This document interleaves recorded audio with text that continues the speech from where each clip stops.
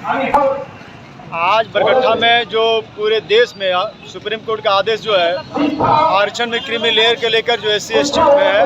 उसकी बंदी को लेकर जो हम लोग बरकट्ठा में भी बंदी किए हुए हैं और ये बंदी पूरी तरह से सफल है और मैं पूरे साथियों को बधाई देना चाहता हूँ कि ये बंदी में शामिल हूँ। जो सुप्रीम कोर्ट ने निर्णय लिया है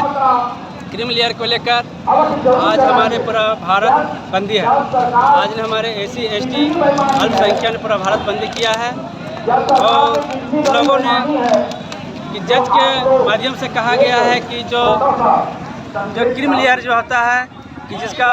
बाप सर्विस करता है तो उसका बेटा को आरक्षण नहीं मिला जाएगा। इसी कारण से हम लोग भारत बंदी किए हैं और बरकट्ठा प्रखंड में बंदी बना कर सफल मनाएंगे और शांतिपूर्वक से भी मनाएंगे। राजनीतिक गुरु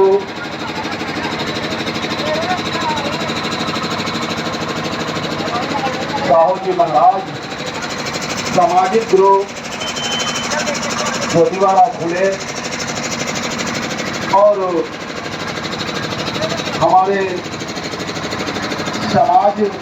में जन्मे संत गुरुओं, पहले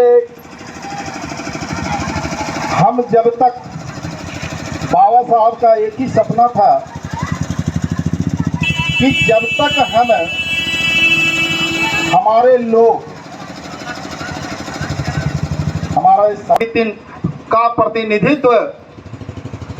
उनकी पत्नी गुजर गई, उनका दोनों बेटा गुजर गया, उसके बाद भी उन्होंने अपना मिशन आज बरकट्ठा में जो पूरे देश में सुप्रीम कोर्ट का आदेश जो है आरक्षण में क्रीमी लेयर के लेकर जो SC ST में है उसकी बंदी को लेकर जो हम लोग बरकट्ठा में भी बंदी किए हुए हैं और ये बंदी पूरी तरह से सफल है और मैं पूरे साथियों को बधाई देना चाहता हूँ कि ये बंदी में शामिल हूँ।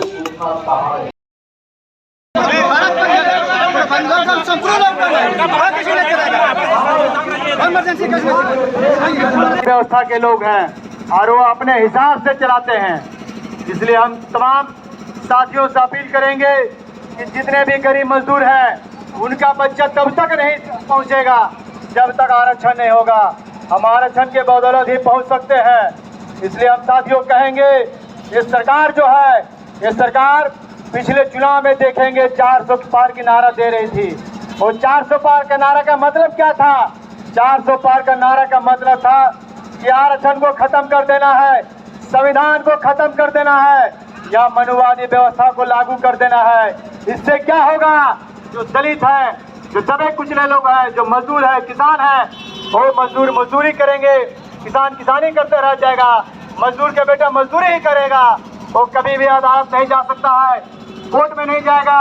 डॉक्टर इंजीनियर नहीं बनेगा, किसी बड़े पद पर नहीं बनेगा। इन सारे चीजों को खत्म करने के लिए